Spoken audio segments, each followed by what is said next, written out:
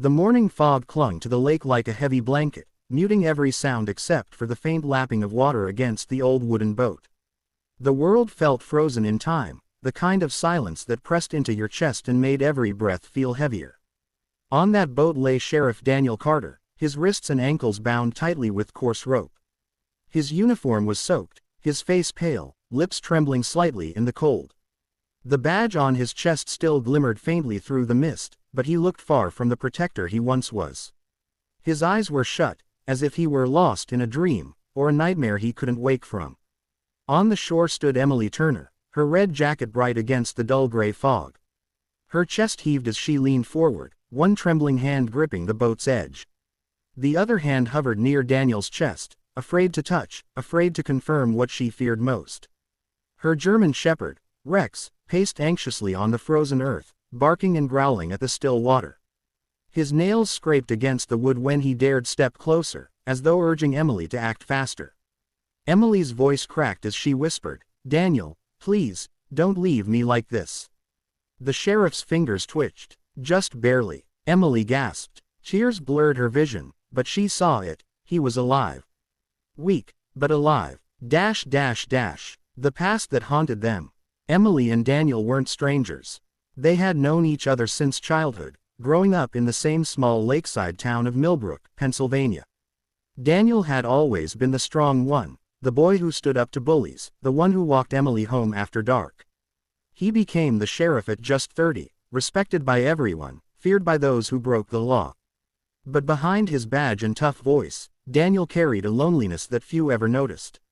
His wife, Laura, had passed away 5 years ago in a car accident on the very road that curved around the lake.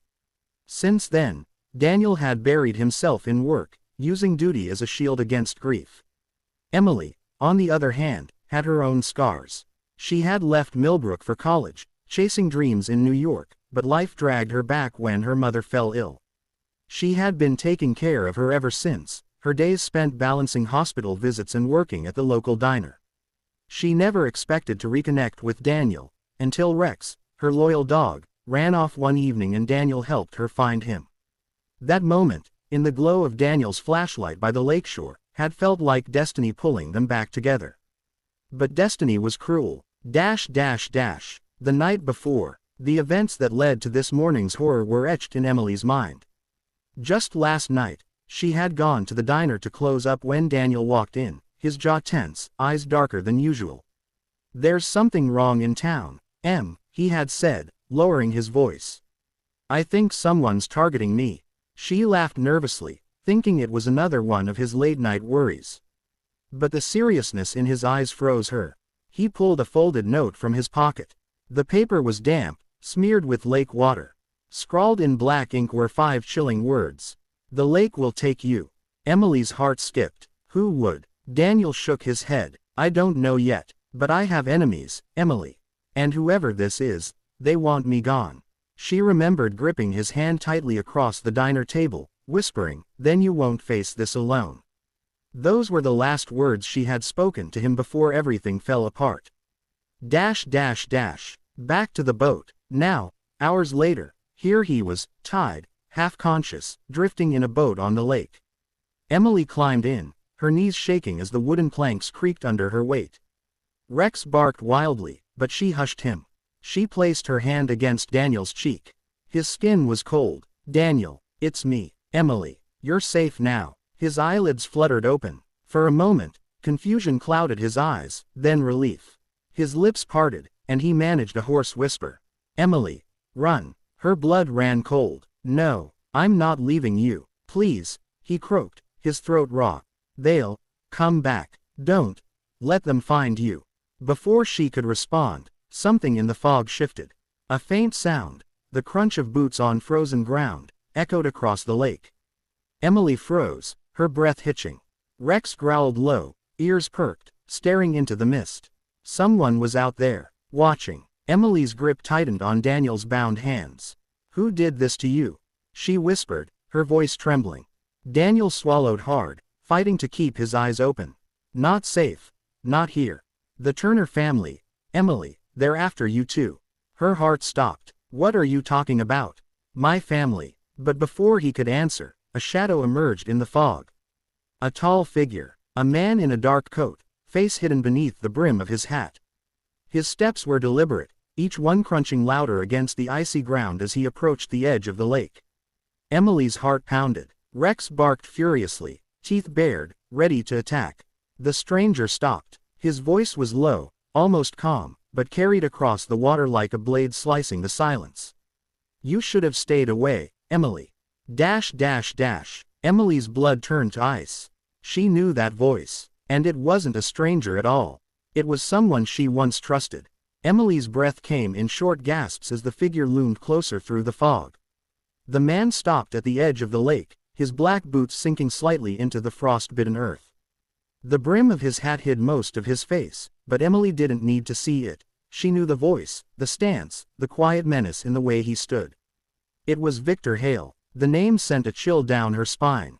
Victor had been Daniel's deputy for nearly 10 years before he was fired on charges of corruption. The townspeople whispered about him, his connections to drug runners, illegal gambling, and worse. But nothing had ever been proven. He had disappeared from Millbrook 2 years ago, and most thought he was gone for good. But here he was, and Daniel had been right. Someone was targeting him. Victor's eyes glinted under the hat's shadow as he took a step forward. His voice was steady, cruel. "You never should have come here, Emily. This isn't your fight." Emily's hands tightened on the rope binding Daniel's wrists. She tried to sound braver than she felt. "Let him go, Victor. Whatever this is, it doesn't have to end like this." Victor tilted his head, almost amused. "And, Emily, it's already over. The sheriff's finished. The lake was supposed to keep him." He paused, his gaze sharp. "But you complicate things." Rex snarled, his body tense, ready to spring.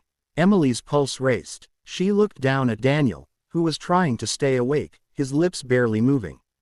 "Don't trust him," he whispered. She already knew that. The sheriff's secret. Victor crouched at the shore, his voice carrying across the water. "Do you know why your sheriff's out here, tied like a hog for slaughter?" Emily said nothing, her throat tight. Victor smirked. "Because he's not the hero you think he is. You're Daniel. He's been hiding things from you. From everyone." Emily shook her head. "You're lying." "Am I?" Victor leaned back, hands resting on his knees. "Ask him about his late-night deals. About the packages he let through town. About the people who disappeared when they crossed him." Daniel stirred, his face contorted in pain. "Don't listen to him." But Victor's words dug deep, planting seeds of doubt. Emily had known Daniel her whole life. She wanted to believe him, to trust the man who once held her when her world was falling apart. But hadn't she seen the darkness in his eyes lately? The way he avoided questions, the exhaustion in his face that wasn't just from grief. Victor's voice grew sharper. He thought he could play both sides. Uphold the law by day, take bribes by night. But the lake doesn't keep secrets, Emily. And now it's come to collect. A choice in the mist. The fog thickened, swirling like a living thing around them. Emily's breath hitched. She didn't know what to believe, but she knew one thing: she couldn't let Daniel die here. She pulled at the knots binding his wrists, wincing as the rope scraped her skin. It was tight, rough, but slowly, it began to loosen. Daniel groaned, trying to help her, but he was too weak. Victor's tone darkened. "I won't warn you again, Emily. Step away from him. Let the lake do what it was meant to do." Emily snapped her head up, anger burning through her fear. "If you want him, you'll have to come and take him yourself." Victor's smirk vanished. Rex barked furiously, his deep growl echoing across the water. For a moment, everything was still. The fog, the lake, even the air seemed to hold its breath. Then Victor moved. The attack. He stepped onto the ice, his boots cracking the thin layer beneath. Emily's heart leapt into her throat. The ice creaked ominously with every step he took. "Stay back," she shouted. Victor didn't stop. Emily yanked harder at the ropes, freeing one of Daniel's hands. "Almost there," she whispered, tears streaming down her cheeks. Victor's pace quickened. He was halfway across the frozen lake now, the boat only feet away. Rex sprang forward, teeth bared, leaping onto the ice. He landed with a snarl, claws scraping as he sprinted toward Victor. Victor cursed, pulling a knife from beneath his coat. The blade glinted in the pale morning light. Rex, no, Emily screamed. The dog lunged, and the two collided on the ice.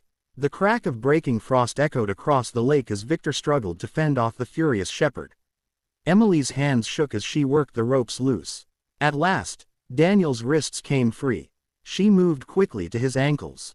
Emily, Daniel rasped, his voice hoarse but urgent. You need to run. Take Rex and go. She shook her head fiercely. I'm not leaving you. Victor's furious shout cut through the air. You think you can save him? He's already dead weight. Dash dash dash. The ice breaks. The fight between Victor and Rex grew violent. Victor slashed wildly with the knife, but Rex dodged, his jaws snapping dangerously close to Victor's arm. The struggle weakened the already fragile ice beneath them. Cracks spider webbed across the surface, growing louder with each passing second. Emily's chest tightened. Rex, come back. But it was too late. With a deafening crack, the ice gave way. Victor and Rex plunged into the freezing black water. Emily screamed, her voice tearing through the fog. She lurched forward in the boat, arm outstretched. The water churned as Victor thrashed, his hat floating away, his face twisted in panic. Rex fought fiercely, clawing his way back toward the surface, barking and choking as the icy water dragged him down. Emily's heart shattered. Rex. Daniel grabbed her wrist weakly. Don't. The water will take you too. Tears streamed down her face as she watched her loyal companion struggle. For a moment, Rex's eyes met hers, pleading, loyal, unyielding. Then the water swallowed him, dragging both man and dog into the depths. The lake stilled. The fog closed in. Silence returned. Dash dash dash. Aftermath. Emily collapsed against Daniel's chest, sobbing uncontrollably. He wrapped a weak arm around her, his own tears mixing with hers. He was trying to save us, she whispered brokenly. He gave everything. Daniel's voice cracked. He was braver than both of us. The boat drifted slowly, the mist wrapping them in its cold embrace. Emily clung to Daniel, but deep inside, a question gnawed at her. Had Victor been telling the truth? Was Daniel the hero she believed him to be, or was there a darker truth waiting beneath the surface of the lake? The silence gave no answers. Only the whispers of the fog remained. The boat rocked gently, as if the lake were mocking their grief.